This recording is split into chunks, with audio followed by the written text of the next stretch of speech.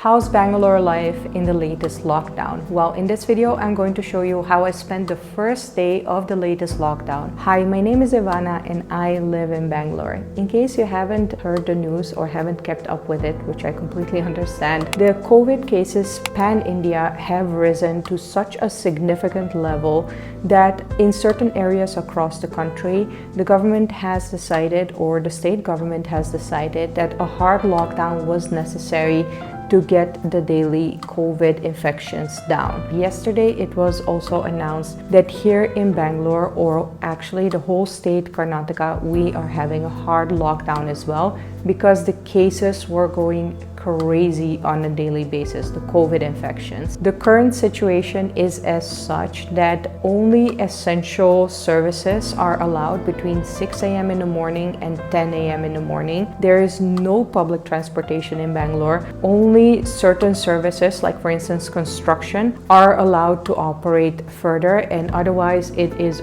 work from home and stay at home. If this is what is needed to bring down that crazy daily infections rate of COVID, then let's do this, because the hospital situation and the oxygen situation right now are just unacceptable. But that also doesn't mean that I am not affected by this mentally and emotionally. But I'll show you all of that throughout the day as I take you through the activities that I did staying at home in another lockdown. I think every single person in Bangalore woke up feeling like they were having a massive hangover on the first day of the lockdown. All the great precautions and the discipline Indians put in last year to come to this point in less than 3 weeks of escalation feels just absolutely devastating.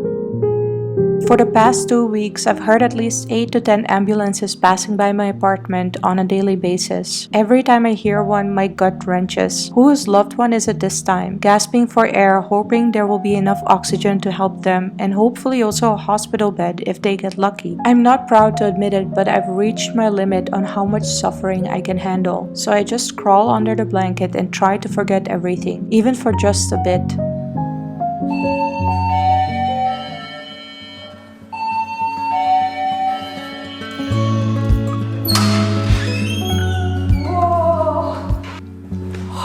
Pretty much the best news this morning. The maids are allowed to come, even though it's only between 6 a.m. and 10 a.m.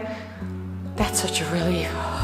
I know I sound extremely spoiled, but hear me out. In India, you really need a maid because it's quite a dusty country. I'm just so freaking grateful that my maid is here. I did take precautions. I gave her like a huge food package just in case. I wanted her to be settled as well.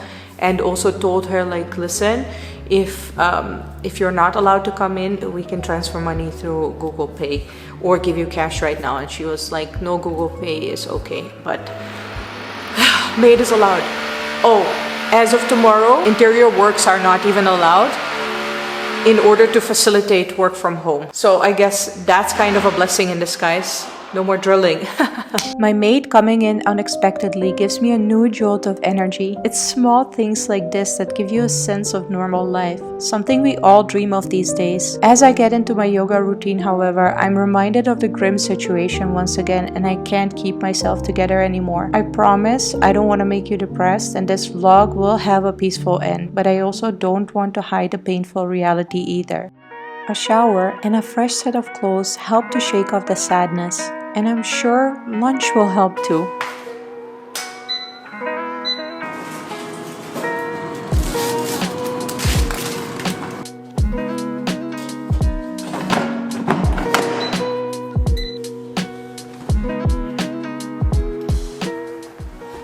I'm not gonna lie, food is a comfort in these times. This morning, and actually also all throughout the day, I kept checking Swiggy if they are still delivering. Swiggy is the Indian delivery service, in case you don't know. I don't cook every single day, so for me it's just a massive comfort if food delivery is still available. How are you guys doing? Are you cooking every single day? Are you eating junk food?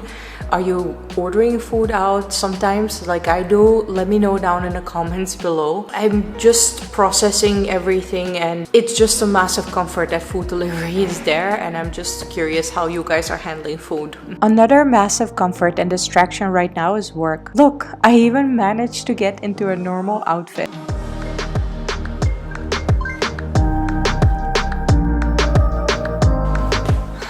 Behind the scenes of an Instagram reel. Work is one of the things that really gives me the biggest joy in my life. It was already like that when I had a burnout. I literally barely could do anything than just get out of bed.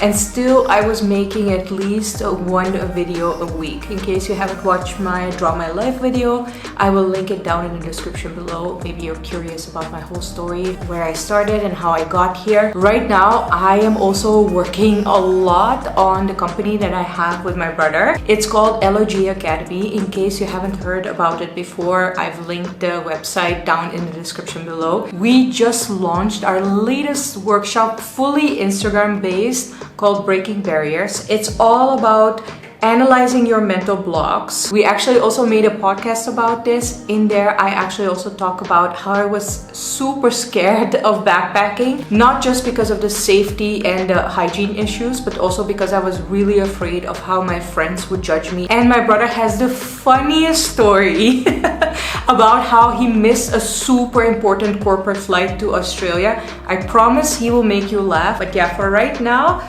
that is my spark of joy in these extremely scary times. I'm not gonna lie. This morning I woke up and I was scared and I was sad and I was angry. You have no idea how angry I was.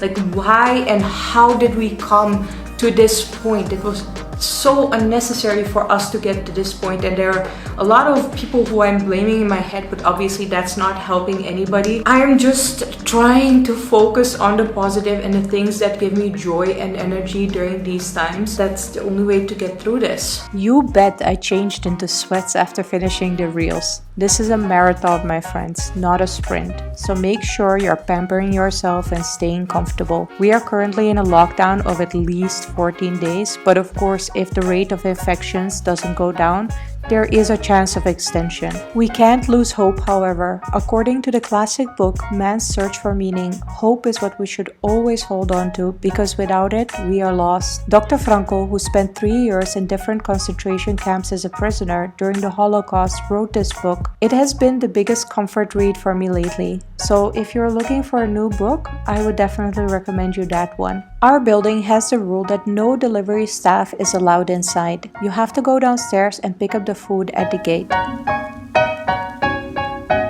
Today I ordered an Indonesian gado-gado salad from this place called Hauchi. It has lots of veggies to boost my immune system, and the peanut sauce is delicious. I don't see anything wrong in getting comfort from food when it's as healthy as this meal. Also, taking it a bit easy and giving myself breaks when I need them keeps me sane. I'm sure if we all stay at home and take the proper hygiene measures, we can overcome this tragedy and maybe even come out stronger together. I have to say, at the end of the day, I feel so much better. I think in the morning my mind was just in complete panic state, but throughout the day I saw that nothing really changes. I was staying at home for most of the time before the lockdown as well, so actually it's quite fine. How are you guys doing? Let me know down in the comments below. What is the situation in the place that you are in? Are you also in a lockdown, or do you have more freedoms? Comment down below and let me know. Also, if you feel that somebody else needs to see this video, please feel free to share it with them.